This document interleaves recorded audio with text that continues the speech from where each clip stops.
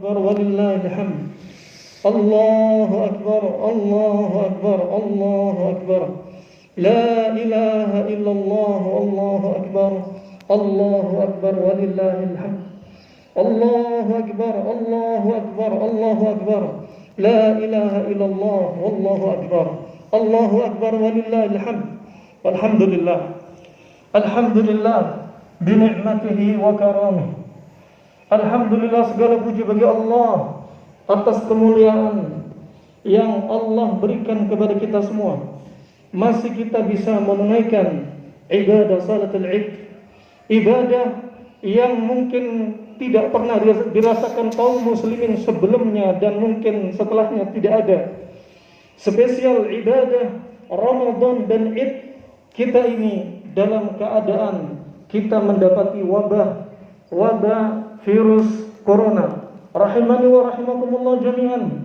Perlu diketahui bahwasanya Allah Subhanahu wa taala tidaklah mencintai suatu kaum hambanya kecuali Allah pasti memberi musibah pada kaumnya, pada hambanya.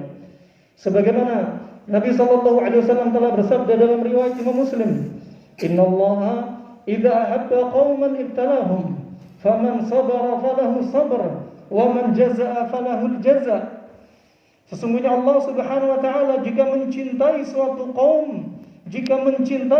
kaum, pasti Allah akan memberikan bala, musibah, cobaan. Barang siapa yang sabar, maka kesabaran bagi dia. Barang siapa yang tidak sabar dengan musibah ini, maka bagi dia tidak patut sebagai orang yang dijuluki dalam golongan orang yang sabar. Rahimani wa rahimakumullah jami'an. Disebutkan dalam tarikh bahwasannya wabah ini bukanlah perkara yang baru. Bukanlah perkara yang baru bagi hamba-hamba Allah Subhanahu wa taala. Sekitar 600 sebelum Masehi sudah ada wabah yang pertama kali muncul, yaitu lepra atau kusta. Di zaman Nabi sallallahu alaihi wasallam pun juga muncul wabah lepra. Di zaman Umar bin Khattab dan zaman-zaman seterusnya muncul wabah-wabah yang Allah turunkan kepada hambanya. Rahimani wa rahimakumullah. Virus ini yang dikenal dengan corona ini tidak asing. Disebutkan Ibnu Katsir dalam kitabnya Al-Bidayah wan Nihayah bahwasanya sekitar tahun 425 Hijriah atau tahun 1004 Masehi telah terjadi satu penyakit wabah di negeri Baghdad di Irak. Wabah yang disebut dengan khawanik, yaitu penyakit wabah yang menyebabkan gangguan saluran pernafasan, yang menyebabkan demam yang tinggi. Dan ini terjadi pada tahun 425 Hijriah, yang ternyata gejala dari khawanik ini sama dengan gejala corona. Dan orang yang meninggal satu keluarga di dalam rumah dikunci dari luar rumah hingga wabah itu tidak menyebar kemana-mana. Dan yang meninggal di negeri Baghdad pada waktu itu bukanlah jumlah yang sedikit, bahkan jumlah yang begitu banyak. Dalam satu bulan meninggal 90.000 jiwa hanya di negeri Baghdad. Bukan pandemi seluruh semesta alam. Rahimani wa rahimakumullah jami'an. Allah Subhanahu wa taala menciptakan makhluknya berupa virus-virus ini. Ada di antaranya polio. Mereka dijadikan menyerang sistem persarafan. Allah juga ciptakan HIV. Allah jadikan sasaran mereka adalah sel imun T, kekebalan tubuh mereka. Kemudian Allah jadikan hepatitis. Allah jadikan sarang mereka adalah di liver. Dan kemudian Allah jadikan juga corona, sasaran mereka adalah saluran pernafasan. Ketahuilah para hadirin rahimani wa rahimakumullah jami'an, Allah menciptakan virus ini, tetapi Allah ciptakan manusia lebih dahsyat, lebih canggih daripada sekedar virus. Allah ciptakan sistem kekebalan tubuh yang lebih kuat daripada serangan virus.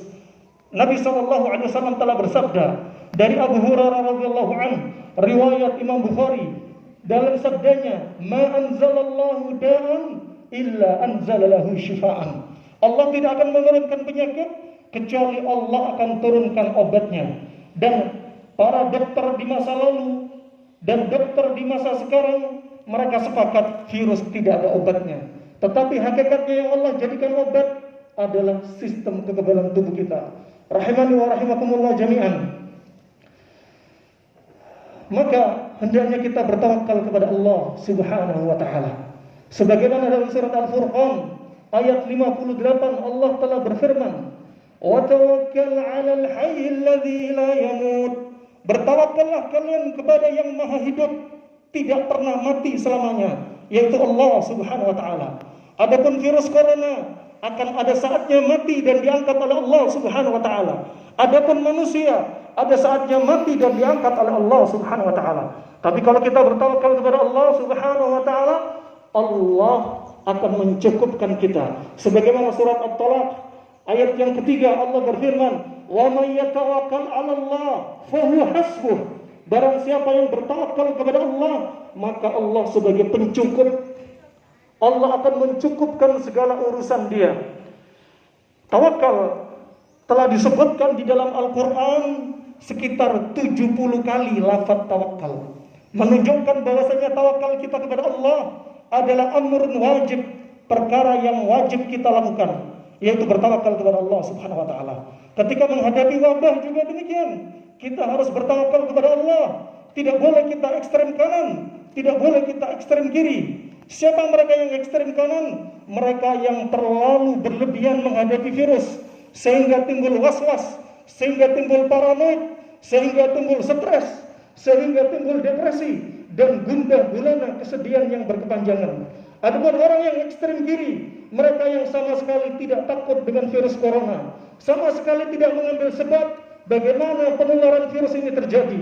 Maka kita di tengah, bagaimana Nabi bertawakal, bagaimana Nabi mengajarkan ketika ada wabah, perlu kita dibekali dengan ilmu yang diajarkan oleh Allah dan Rasulnya SAW. Orang yang ekstrem kanan akan menimbulkan depresi, stres, gundah gulana, paranoid, was-was, yang akan justru membahayakan iman dan imun dia. Rahimani wa rahimakumullah. Kalau kita lihat bagaimana kisahnya Nabi Yakub. Nabi Yakub, bapaknya Nabi Yusuf, kenapa buta? Allah telah berfirman, wa abyaddat aynah wa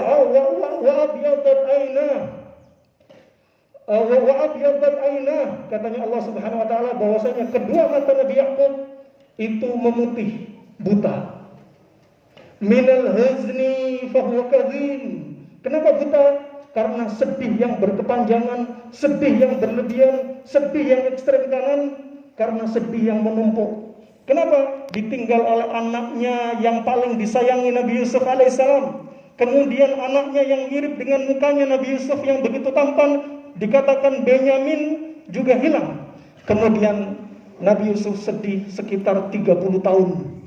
Hampir 30 tahun kehilangan Nabi Yusuf. Dan akhirnya 6 tahun Nabi Yakub mengalami kebutaan pada mata. Kenapa demikian? Disebutkan oleh para ahli kedokteran. Orang yang sedih berlebihan ternyata menyebabkan hormon endorfin kesenangan tidak keluar dari tubuhnya. Orang yang sedih berlebihan ternyata adrenalinnya meningkat sehingga menekan insulin di dalam pankreas dia sehingga menimbulkan kencing manis. Akhirnya Nabi Yakub mengalami katarak. Subhanallah, sudah dibahas oleh para ulama masa lalu, kedokteran dan ulama-ulama yang mendalami ilmu pengobatan. Kemudian pula Nabi SAW juga bersabda, Allahumma inni a'udzubika min jari su' wa min zawjin tushayyibuni qabla al-masyib. Nabi mengajarkan doa, ya Allah, saya berlindung kepadamu ya Allah, agar saya tidak mendapat tetangga yang jelek akhlaknya. Ya Allah, saya berlindung kepadamu ya Allah, agar saya tidak mendapati pasangan yang membuat uban keluar sebelum masa tua saya. Menunjukkan bahwasanya depresi karena tetangga, karena keluarga, karena pasangan hidup menyebabkan uban keluar. Ternyata itu semua karena rasa sedih yang berlebihan. Kata Ibnu Qayyim rahimahullah dalam kitabnya Zadul Ma'ad, seorang yang berakal pasti percaya bahwasanya sedihnya hati memberikan efek pada tubuh dia. Ternyata sedihnya hati lebih dari itu, membuat psikosomatik. Orang sulit tidur, badannya kurus, gak nafsu makan, sakit mah, insomnia, dan lain sebagainya. Maka nggak ada manfaatnya ekstrem kanan para hadirin. Kita punya Allah untuk kita kembali. Kita punya Allah untuk kita kembali. Jangan kembali kepada selain Allah Subhanahu wa taala. Rahimani wa rahimakumullah jami'an. Nabi sallallahu alaihi wasallam ketika menghadapi wabah, Nabi mengajarkan kepada kita tawakal. Nabi mengajarkan kepada kita bagaimana mengambil sebab. Karena tawakal tidaklah dikatakan tawakal yang sempurna kecuali jika tawakal itu disertai dengan ikhtiar sebab. Kalau ada orang bertawakal tapi dia tidak mengambil sebab, maka tawakal dia adalah tawakal yang cacat. Ada seseorang tatkala pergi ke pasar, dia memarkir kendaraan sepeda motornya, dibiarkan kuncinya menggantung di tempat parkirnya. Dia bilang, saya tawakal kepada Allah, motor ini gak akan hilang. Ini tawakalnya orang yang jahil, tawakalnya orang yang cacat. Begitu pula ketika menghadapi wabah, tidak boleh mengatakan, saya tidak mengapa berkerumun dengan manusia, saya tidak mengapa tidak pakai masker, saya tidak mengapa tidak pakai hand sanitizer, saya tidak mengapa untuk saya bergabung dengan orang-orang yang sakit yang kena wabah. Bukan demikian tawakal para hadirin. Rasulullah sudah mengajarkan ketika ada wabah lepra yang lebih dahsyat dari corona. Corona nggak bisa dilihat, lepra bisa dilihat. Muka mereka seperti singa, bengkak-bengkak. Tangan mereka patah satu demi satu, termakan sarafnya. Kakinya buntung, kulitnya menghitam, berwarna hijau, sangat menakutkan. Apa Nabi SAW mengajarkan ketika menghadapi wabah? Pertama, Nabi SAW bersabda sebagaimana dari Usama bin Zaid. Dari Usama bin Zaid, riwayat Bukhari dan Muslim, Nabi sudah mengajarkan yang pertama. Nabi Muhammad adalah Nabi yang pertama menjalankan syariat lockdown, karantina. Nabi SAW bersabda, "Idza sami'tum bihi bi ardhin fala tadkhulu alaih, wa idza waqa'a bi ardhin wa antum fiha fala takhruju minha firaran minhu." Kata Nabi SAW, jika kalian mendengar berita, baru mendengar, di satu daerah ada satu wabah, kalian tidak boleh masuk daerah tersebut. Ini wasiat Nabi. Dan jikalau kalian sudah berada di zona merah, berada di tempat wabah, kalian tidak boleh keluar dari tempat wabah, seperti kalian melarikan diri. Dilarang oleh Nabi SAW. Kemudian hadis yang kedua, Nabi SAW juga bersabda dari Jabir bin Abdullah, riwayat Imam Muslim dan riwayat Imam Nasa'i. Kata Nabi SAW, ketika mendapati seseorang sahabat yang kena wabah lepra pada waktu itu, satu kaum kena wabah lepra, dan satu orang sahabat ini tersinyalir dia kena wabah, terjangkit wabah karena dia ditinggal di daerah kena wabah, datang kepada Nabi SAW ketika hendak berbaiat, ketika hendak masuk Islam. Apa kata Nabi SAW? Irji' faqad bay'na. Pulang kamu sudah kami baiat, kamu sudah resmi masuk Islam. Artinya apa? Nabi enggak bersalam-salaman dengan sahabat ini. Nabi jaga jarak dengan sahabat ini, disuruh pulang dan dianggap sah Islamnya. Ini adalah bimbingan dari Nabi SAW. Karena kejahilan umat Islam dari ilmu-ilmu syariat, banyak umat Islam yang tidak menjalankan apa yang diajarkan Nabi SAW. Kemudian hadis yang ketiga yang menunjukkan usaha Nabi SAW ketika menghadapi wabah. Dari Ibnu Abbas, Nabi SAW bersabda, riwayat Ibnu Majah dan Ahmad dalam hadis yang sahih. Kata Nabi SAW, la tudimun nazar ilal majdumin. Jangan kalian sering melihat orang yang kena wabah. Jangan kalian terus-menerus melihat orang yang kena wabah. Ini para hadirin, pelajaran dari Nabi. Jangan share berita buruk. Jangan share orang-orang yang kena wabah. Tidak mendatangkan kebaikan kecuali kejelekan yang akan datang. Ketika kita share berita buruk, saudara kita semakin cemas. Apalagi di grup-grup, saudara kita semakin panik. Itu menurunkan iman dan imun dia, bukan kebaikan yang kita dapati. Ini yang diajarkan oleh Nabi SAW. Jangan sering melihat, jangan sering kumpul, jangan sering dekat-dekat, dijauhi. Kemudian yang keempat, dari Abu Hurairah radhiyallahu anhu, riwayat Imam Bukhari dan Muslim, Nabi mengajarkan isolasi. Kata Nabi SAW, la yuridanna mumridun 'anil musihhin. Janganlah orang yang sakit dicampur dengan orang yang sehat. Subhanallah. Ini semua bimbingan dari Nabi SAW. Kemudian yang terakhir, adapun yang terakhir, hadis ini lemah, tetapi maknanya kalau dari ilmu kesehatan mencocoki ilmu kesehatan, walaupun hadis ini lemah. Kata Nabi SAW, kalimil majduma kalimil majduma wa bainaka wa bainahu qadra ramhain. Kalau kamu hendak bicara dengan orang yang kena wabah, hendaknya kamu jaga jarak 1 busur panah atau 2 busur panah. Berarti jaraknya 1,5 meter atau 2,5 meter. Ya, Nabi sudah mengajarkan begitu detailnya. Ketika kita menghadapi wabah, bagaimana kita bersikap. Tidak perlu gontok-gontokan ke sana dan kemari. Satunya ekstrem kanan, satunya ekstrem kiri. Beginilah Nabi di tengah. Khairul amr awsatiha. Sebaik-baik perkara ada yang di tengah. Enggak boleh ekstrem kanan, enggak boleh ekstrem kiri. Rahimani wa rahimakumullah jami'an. Ramadan telah sirna dari hadapan kita. Ada di antara kita mungkin yang mengira kita ini adalah orang yang paling bertakwa di sisi Allah. Ada di antara kita mungkin ada yang kita mengira kita ini adalah orang yang mujrim, banyak perbuatan maksiat ketika Ramadan kemarin. Alhasil antara diri Anda dan Allah adalah yang paling tahu kita masuk golongan yang mana. Allah Subhanahu wa taala telah berfirman, "Balil insanu ala nafsihi basirah." Dan sesungguhnya tentulah manusia mereka masing-masing lebih paham bagaimana diri mereka. Apakah mereka masuk orang yang bertakwa ataukah mereka masuk orang yang taat? Bagaimana Ramadan kita? Jika Ramadan kita dipenuhi maksiat, bagaimana dengan luar Ramadan? Jika Ramadan kita nggak diampuni di sisi Allah Subhanahu wa taala di bulan Ramadan, bagaimana di luar Ramadan? Rahimani wa rahimakumullah. Jikalau kita masing-masing termasuk orang yang berdosa, penuh dosa, maka kita nggak boleh berputus asa. Sesungguhnya putus asa kita dari dosa, itu dosanya lebih besar daripada dosa yang kita lakukan. Imam Syafi'i sebagaimana dia menyebutkan dalam syairnya, "Idza auja'atka dhunubu fadawwaha bi raf'i yadin bil laili wal lailu mudlimu wa la taqnutanna min rahmatihi innama kunutuka minha a'zamu farahmatun lil muhsinina karamatun wa rahmatun lil mudnibina tukramu."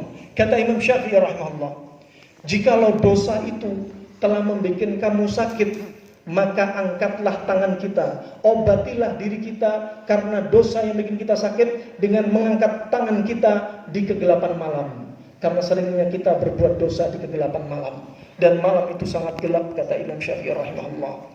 Dan janganlah kalian berputus asa dari dosa, karena putus asanya kalian dari dosa itu lebih membahayakan daripada dosa kalian. Dan rahmat Allah bagi orang-orang yang baik itu adalah karamah. Dan rahmat Allah bagi para pendosa itu adalah kita dimuliakan oleh Allah Subhanahu wa taala. Allah Subhanahu wa taala juga berfirman, "Qul ya ibadiyalladzina asrafu ala anfusihim la taqnatu min rahmatillah innallaha yaghfiru dzunuba jami'a." Wahai hamba-hambaku, kata Allah Subhanahu wa taala, hamba-hambaku yang telah berbuat dosa. Allah enggak memanggil para pezina, wahai para pezina. Allah enggak memanggil para pemakan riba, wahai pemakan riba. Allah enggak memanggil orang-orang yang berbuat syirik, wahai orang-orang musyrik, langsung bagi hambanya yang beriman. Tapi Allah memanggil dengan sebaik-baik panggilan. Wahai hamba-hambaku, kata Allah Subhanahu wa taala, yang telah berbuat berlebihan, berbuat dosa atas diri mereka, janganlah kalian berputus asa. Sesungguhnya Allah menghapus semua dosa, dan Allah menghapus semua dosa. Dan ini Allah Subhanahu wa taala. Rahmani wa rahimakumullah. Setiap Anda bertambah imannya, Allah akan tambah cobaan bagi Anda. Kenapa demikian? Biar kita menghadap Allah Subhanahu wa taala yang walaupun dosa kita sebesar bumi, Allah akan mendatangkan ampunan juga sebesar bumi. Yang kita kalau tidak diberi musibah oleh Allah Subhanahu wa taala, niscaya kita akan menjadi orang yang merugi, karena musibah yang kita terima itu adalah penggugur dosa kita. Bersyukurlah Anda-anda yang telah diberi musibah oleh Allah Subhanahu wa taala. Rahimani wa rahimakumullah. Allah Subhanahu wa taala juga berfirman, "Innallaha al-'afuwun ghafur." Sesungguhnya Allah Subhanahu wa taala itu Maha mengampuni, Maha memaafkan dan Maha mengampuni. Afu artinya memaafkan. Ghafur itu ada nilai lebih. Memaafkan, mengampuni sekaligus menutup aib dosa-dosa kita. Makanya banyak-banyak beristighfar kepada Allah Subhanahu wa taala. Agar apa? Agar dosa kita terampuni, plus dosa kita ketika di padang mahsyar tidak disebarkan dosa kita di hadapan khalayak manusia. Bayangkan tatkala Allah Subhanahu wa taala menyidang semua hambanya, disidang di situ, enggak ada antara Allah dengan dia penerjemah. Ditanya, tatkala dia berdosa, kemudian bibirnya berdusta, saat itu kulit dia bersaksi bahwa dia telah melakukan dosa. Saat itu kaki dia bersaksi bahwasanya dia telah melakukan dosa. Tidak ada yang disembunyikan antara dia dengan Allah Subhanahu wa taala. Allahumma astur auratana ya Rabb. Allahumma astur auratana fid dunya wal akhirah. Ya Allah, tutuplah aib kami di dunia dan di akhirat ya Rabbal alamin. Rahimani wa rahimakumullah jami'an. Yang berikutnya, hadirkan rasa harap kita kepada Allah Subhanahu wa taala agar Ramadan kita diterima di sisi Allah Subhanahu wa taala. Kebiasaan para ulama salaf sebagaimana disebutkan Ibnu Rajab dalam Lataiful Ma'arif. Dahulu mereka 6 bulan sebelum Ramadan mereka berdoa, Allahumma balligh ilaina Ramadan wa balligh Ramadan ilaina. Ya Allah, sampaikan kami kepada bulan Ramadan dan sampaikan bulan Ramadan kepada kami. Itu doa mereka 6 bulan sebelum Ramadan. Begitu pula ketika Ramadan telah sirna, mereka juga berdoa 6 bulan dari bulan Syawal, 6 bulan mereka berdoa agar Ramadan mereka diterima di sisi Allah Subhanahu wa taala. Dan kita pada hari Id, hari yang dirayakan oleh kaum muslimin, hari yang diharamkan untuk kita berpuasa pada hari ini, enggak boleh kita puasa. Hari yang saatnya kita bersenang-senang tapi di dalam batasan-batasan, enggak boleh menyelisih syariat, enggak boleh laki-laki bersalam-salaman dengan wanita, bukan karena Covid saja, tapi karena syariat yang melarang.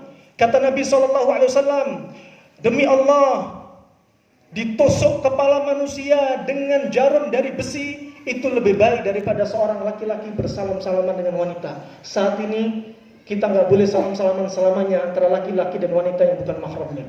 Bukan karena Covid saja. Begitu pula hari Id, hari bukan yang artinya hanya berpakaian baru. Hari yang saat anak-anak main petasan. Hari yang saat kue lebaran beredar di mana-mana. Bukan.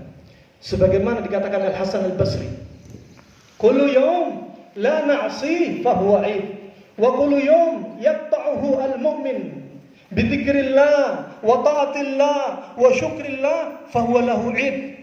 Kata Al-Hasan Al-Basri, setiap hari kita enggak berbuat maksiat kepada Allah, itulah hari raya kita. Setiap hari kita disibukkan dengan ketaatan kepada Allah, zikir kepada Allah, syukur kepada Allah, itulah hari rayanya kita. Dan hendaknya kita terus-menerus melakukan ketaatan kepada Allah Subhanahu wa taala, bukan di bulan Ramadan saja. Allah berfirman, "Wa'bud rabbaka hatta ya'tiyakal yakin." Dan ibadahilah Allah Subhanahu wa taala sampai datang kematian kepada kalian. Bukan hanya sampai Ramadan, sampai datang kematian kepada kalian, kata Nabi sallallahu alaihi wasallam. Kata Allah Subhanahu wa taala. Juga Nabi sallallahu alaihi wasallam sebagaimana dari Aisyah radhiyallahu anha dalam riwayat Imam Bukhari, Aisyah pernah ditanya, Nabi sallallahu alaihi wasallam pernah ditanya, kata Aisyah, "Ya Rasulullah, ma ahabbu al-a'mal ila Allah?" Ya Rasulullah, amalan apa yang paling dicinta oleh Allah Subhanahu wa taala? Apa kata Rasulullah? Adwamuha wa in qalla. Kata Rasulullah, amalan yang paling dicintai oleh Allah adalah amalan yang kontinu, terus-menerus, walaupun amalan itu sedikit. Membaca Al-Quran 1 lembar lebih baik daripada membaca Al-Quran seminggu sekali 1 juz. Sholat witir 3 rakaat, sholat malam lebih baik daripada sholat tahajud 2-3 rakaat sepekan sekali.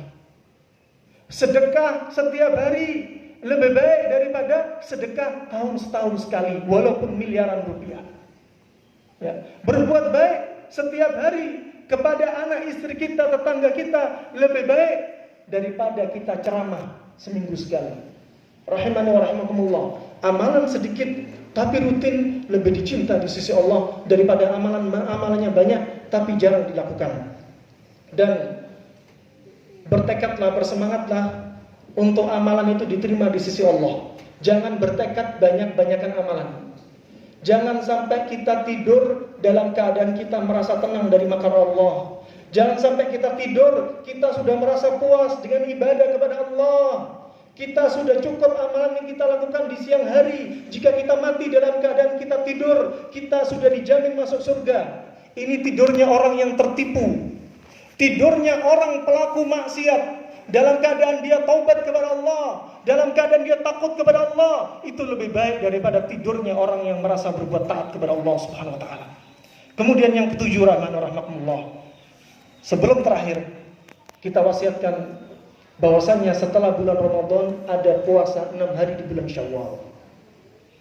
Nabi SAW telah bersabda, "Man shama Ramadhana thumma atba'ahu sittan min Syawal, faka'annahu yasumu siyam ad-dahr." Riwayat dalam hadis yang sahih ini kata Nabi apa? Barang siapa yang puasa bulan Ramadan, kemudian diikuti 6 hari di bulan Syawal. 6 hari di bulan Syawal tidak harus berturut-turut. Kalau dia bisa berturut-turut mulai besok sampai 6, itu yang paling baik. Kalau nggak bisa, boleh dipisah-pisah sampai di akhir bulan Syawal. Apa kata Rasulullah? Barang siapa yang puasa di bulan Ramadan kemudian 6 hari di bulan Syawal, maka dia pahalanya seperti puasa sepanjang tahun, yaitu 1 tahun penuh itu pahalanya. Sebelum Ramadan ada puasa Sya'ban. Kita dianjurkan banyak puasa. Setelah Ramadan ada puasa Syawal, 6 hari di bulan Syawal. Demikian hikmah dari Allah. Allah menciptakan segala ibadah yang fardu, ada ibadah rawatib, ada ibadah nafilah sunnah untuk menutupi kecacatan di ibadah fardu. Ada salat 5 waktu, ada salat rawatib qabliyah dan ba'diyah. Untuk menutupi kecacatan salat kita ketika salat rawatib. Tidak mungkin kita semua 100% salatnya diterima. Mungkin ketika salat ngalamun. Mungkin ketika salat dia nggak ingat apa yang dibaca si imam. Ya. Dan demikian Ramadan. Ramadan Allah jadikan Sya'ban seperti ibadah rawatib qabliyah. Allah jadikan Syawal puasa seperti rawatib ba'diyah. Untuk apa? Menutupi aib-aib kita, kecacatan puasa kita di bulan Ramadan. Kemudian yang terakhir, termasuk sunnah kebiasaan Nabi SAW, setelah khutbah Idul Fitri, Idul Adha, Nabi berjalan ke safnya kaum wanita. Nabi menasihati kaum wanita khusus. Kenapa? Karena kebanyakan kaum wanita mereka itu para penghuni surga, kecuali yang Allah selamatkan. Makanya Nabi mewanti-wanti kepada kaum wanita, hati-hati kaum wanita.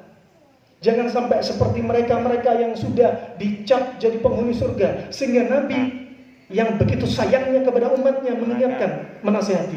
Yang pertama, saya wasiatkan kepada kaum wanita, semua ibu-ibu yang sudah punya suami, ladang pahala ibu di rumah. Kaum laki-laki ada syariat jihad, ibu tidak ikut jihad. Kaum laki-laki mencari nafkah, hukum mencari nafkah wajib. Dalam riwayat Imam Ahmad mencari nafkah seperti jihad fisabilillah. Ibu-ibu enggak dituntut mencari nafkah.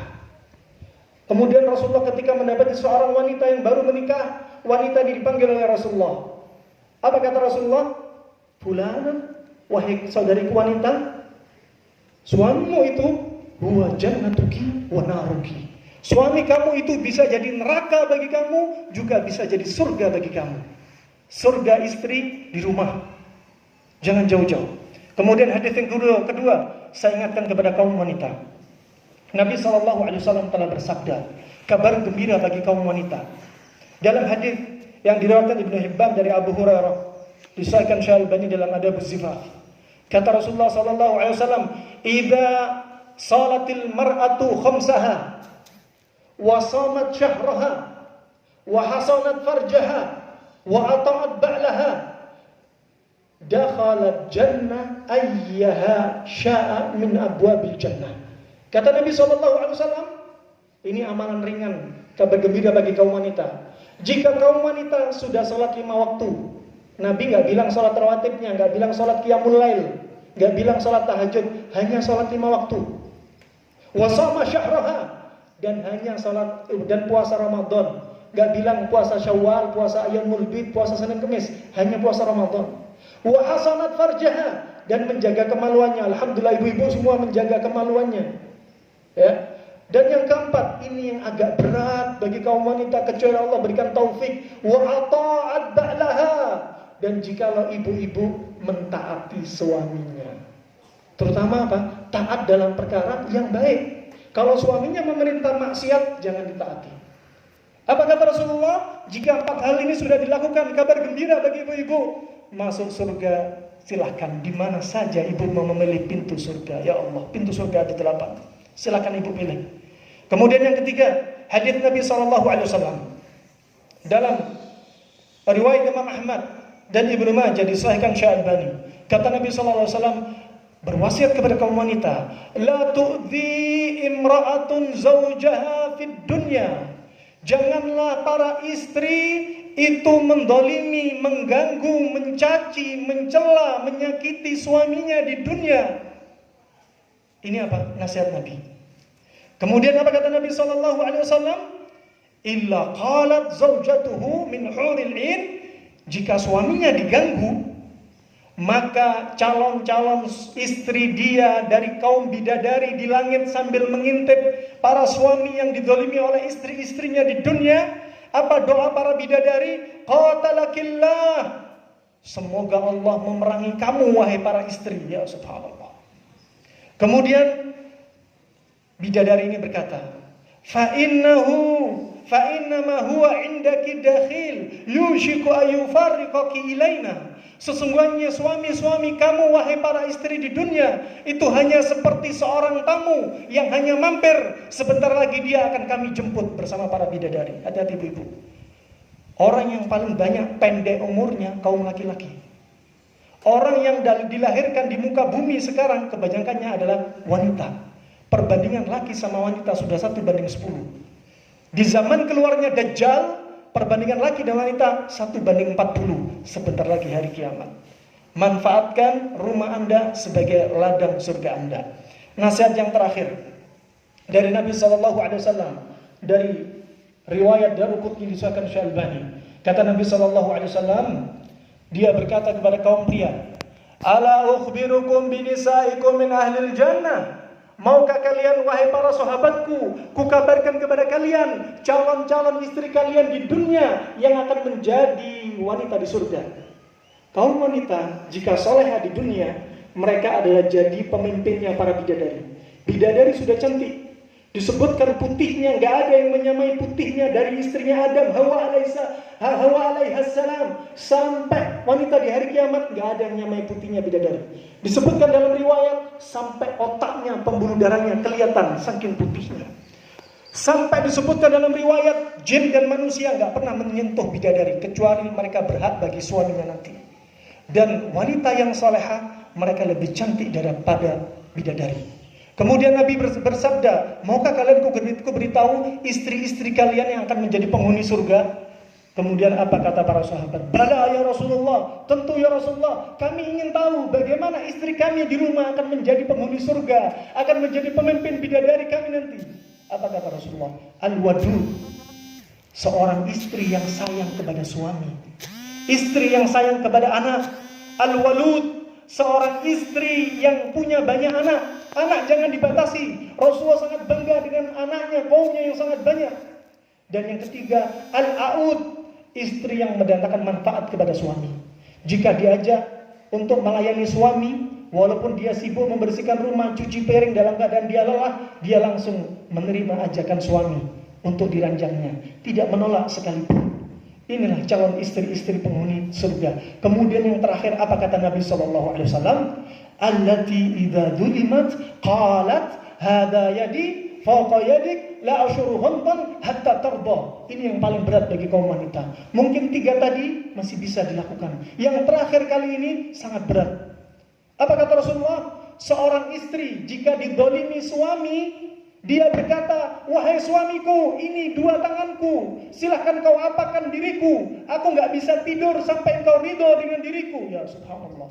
Apakah suami Anda mendolimi Anda? Tidak mendolimi Anda. Ini suami yang mendolimi saja. Dia berkata, suamiku ini tanganku, silahkan kau apakan aku. Kau pukul aku, mau kau apakan diriku, silahkan. Aku gak bisa tidur sampai kau ridho dengan diriku. Ya subhanallah. Itu para hadirin rahimahullah yang kita sampaikan. Semoga bisa menambah iman kita. Semoga bisa menambah imun kita.